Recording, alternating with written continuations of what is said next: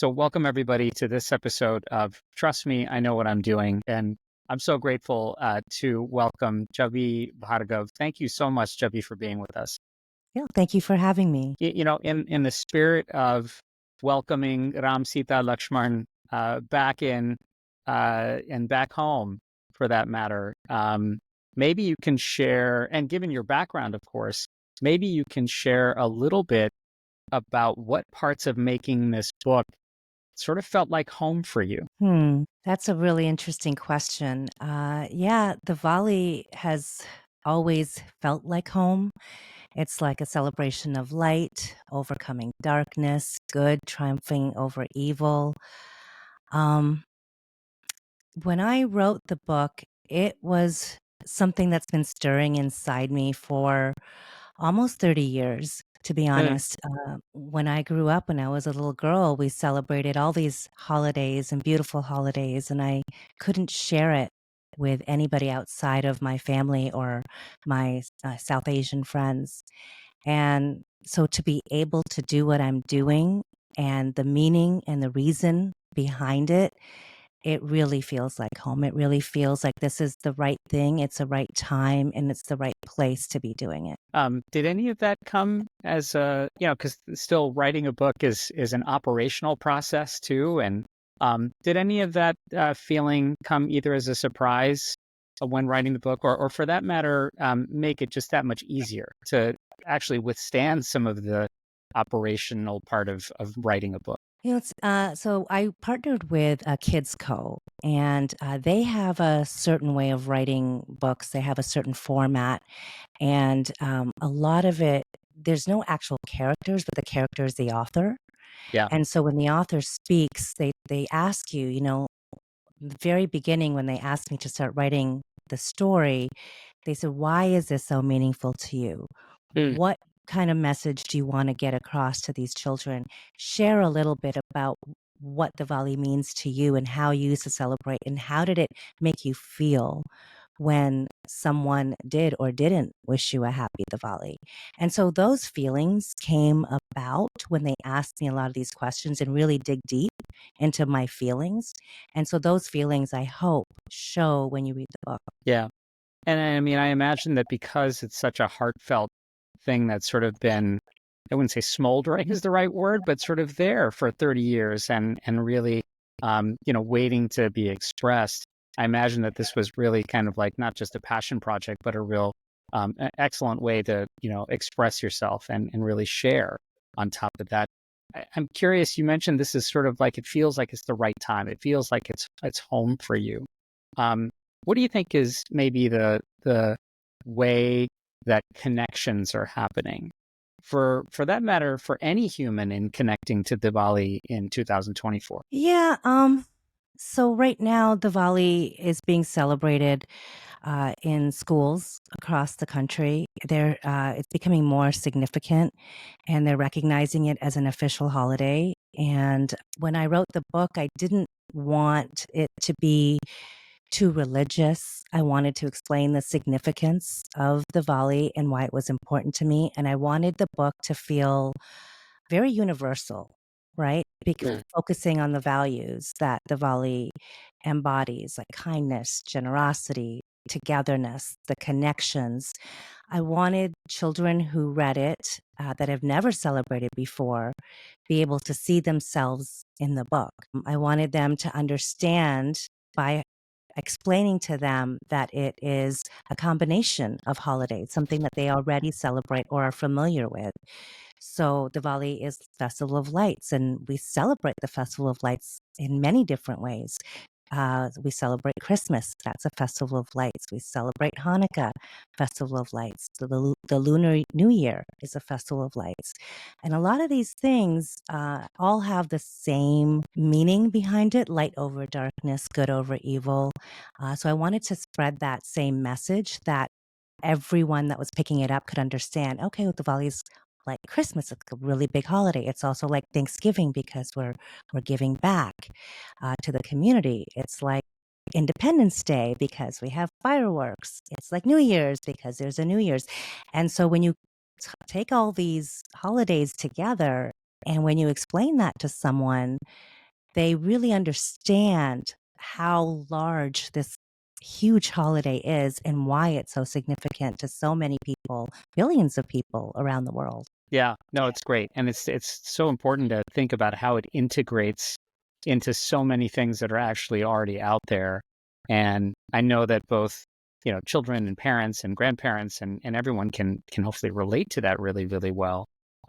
You made this children's book particularly geared, it looks like, for elementary school aged kids. And of course it has great messaging for everyone, but Mhm. um I might I add that, particularly age appropriate and developmentally very thoughtful approach to all of this. So as a pediatrician, I'm very, very grateful for that.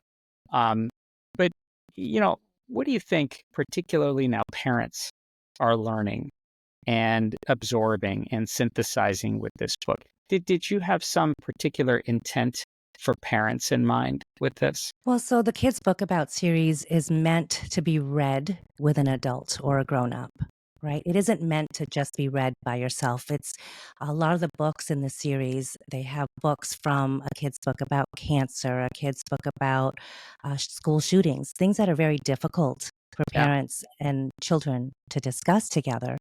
And they also have books about advertising and banking. And so this book is their very first holiday book, Mm. and which is really exciting because they chose Diwali as their first holiday book to bring into the series. And so when you read the book, it is important for parents and grown-ups or teachers and educators to talk to children about it because it does stir up feelings and emotions for kids. They might feel that sense of belonging. Some of the kids that they might resonate with the feelings that I had growing up, or they might feel the same way celebrating a holiday of their own. So I want that time to be where parents and children can connect and talk to each other. What I have found that's been really interesting is I wrote this book starting out for kids. And then I had my 17-year-old read it, and he loved it, and he helped me. He gave me some advice as well, and then I talked to parents, and I actually asked about 300 South Asian moms the significance behind the Diwali, how they celebrate, and asked them all these questions, and what I learned is while many of them did celebrate in many ways, Sikhs, Jains, Hindus, they celebrate in all different ways. What I found is a lot of them did not know the significance behind the volley. They had grown up learning about it from their parents. There wasn't actually a resource that they read or that they could read to their children. Or when they came into classrooms, they were coming in with maybe a story, and there's stories out there, they're fiction. My book is nonfiction, but there's stories out there that are fiction, but they don't really go into depth about all the different things and why we celebrate and what happens in the 5 days and the significance behind the Ramayan. And it's told in a very engaging way so that all parents and children can learn to appreciate all the magical and beautiful things that Diwali consists of. Yeah, I think finding ways to both be culturally appropriate and be a resource and yet be inclusive is huge with all of this.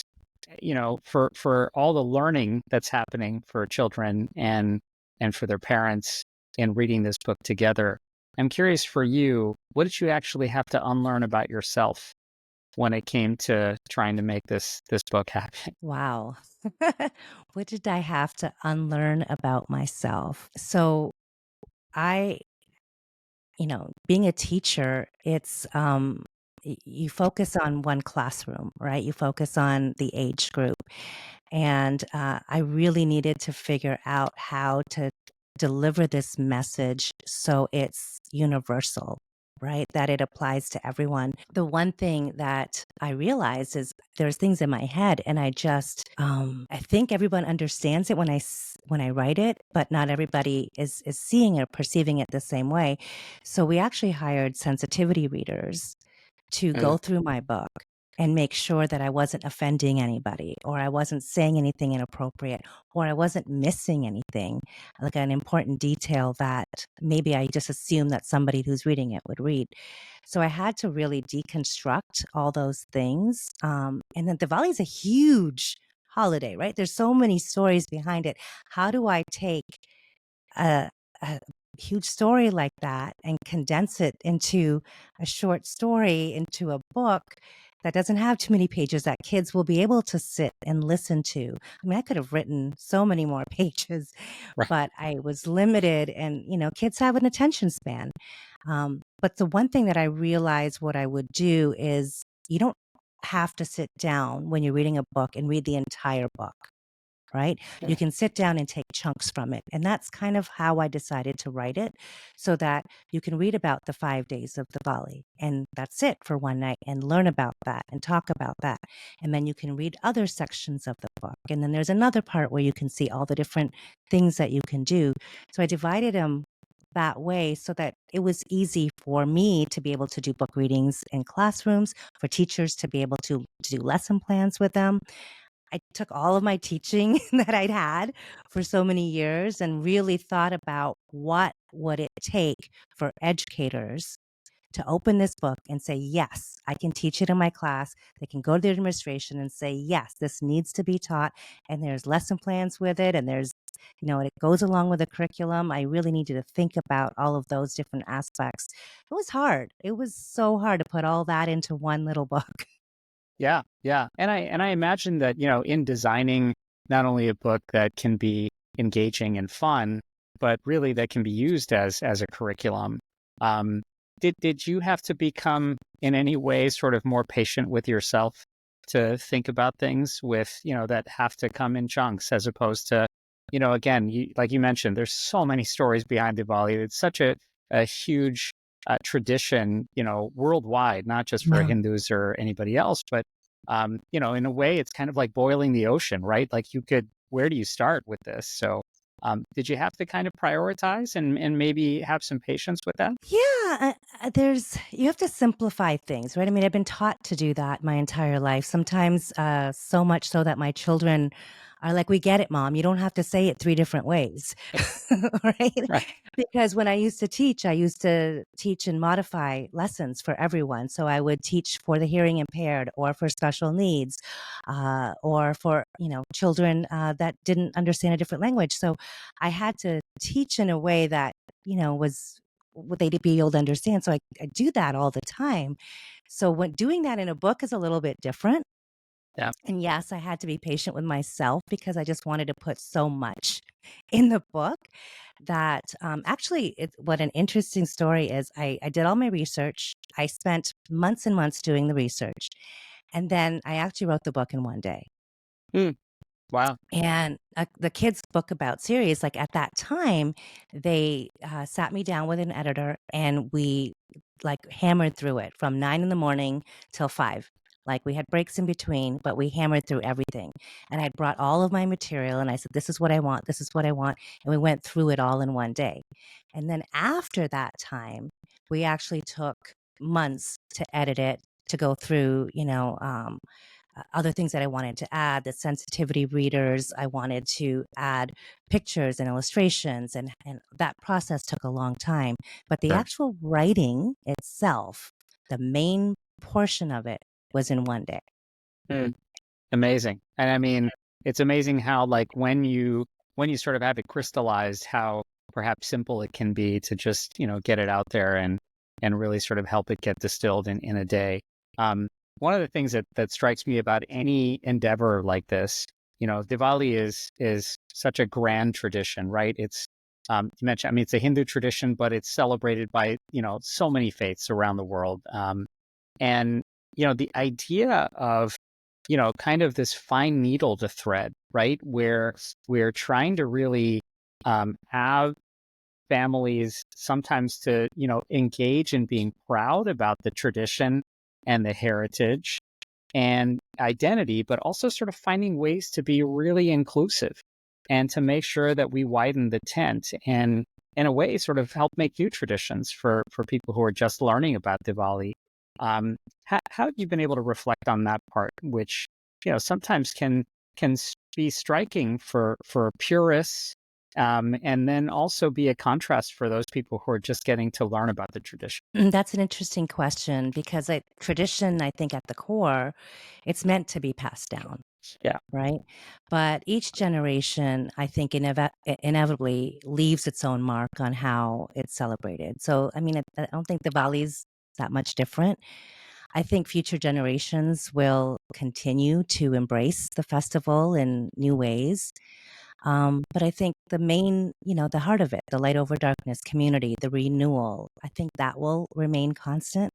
But what I'm noticing though, with younger families especially, there's a shift towards making Diwali more accessible to the broader right. community. People are posting about Diwali. More schools are officially recognizing it. More non South Asian families are taking part in the celebration. Even if it's just by lighting a diya or coming to a Diwali celebration or coming and joining a garba or just wishing someone a happy Diwali, I think it's happening. But I think it's also important to find a balance between preserving the essence of tradition and also like allowing that space for new interpretations. One of the organizations I work with, it's a nonprofit for teens. It's called Seva.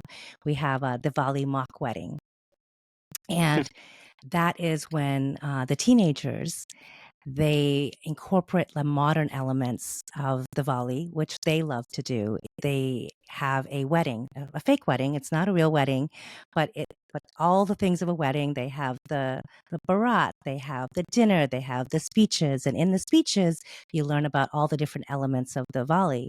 You also Yeah. have dances, so we teach the kids about Garba. So we do all these things, and the kids actually lead it, and they're the ones that tell us what they want and what Diwali means to them. And I think it's important to let them, explore what Diwali means to them because ultimately they're celebrating it differently than the way we grew up celebrating it.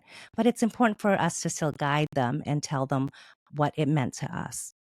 Yeah, yeah, so true and so powerful to think about like why and how these traditions matter to us. And in the end, of course, it's only as good and heartfelt and thoughtful as the next person who's able to take that and synthesize it forward, be that a new person who's learning about Diwali or the next generation who's taking that forward. In 2024 for all of us, right? I mean, we live, and you alluded to this already, but we live in the confines of a very digital culture, right? Yeah. So, I mean, um, sound bites and short video clips and reels and all of this, all these experiences sometimes are a lot more compelling and attractive to kids than a book.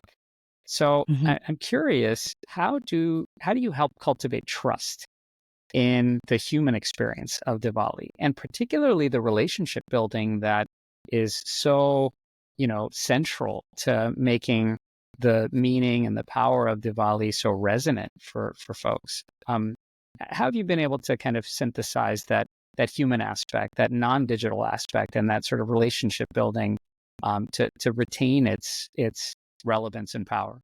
Yeah, what's interesting about that is Diwali has this powerful way to give children a chance to feel pride in their cultural heritage, right? And then at a time when children are navigating questions about their identity and their belonging, celebrating Diwali, I think, gives them like an anchor, a sense of where they come from. And through my book, my hope is to expand that understanding beyond just those who celebrate, to introduce it to classrooms and to kids from all different backgrounds. It promotes inclusivity, it promotes empathy, and I think ultimately it promotes trust.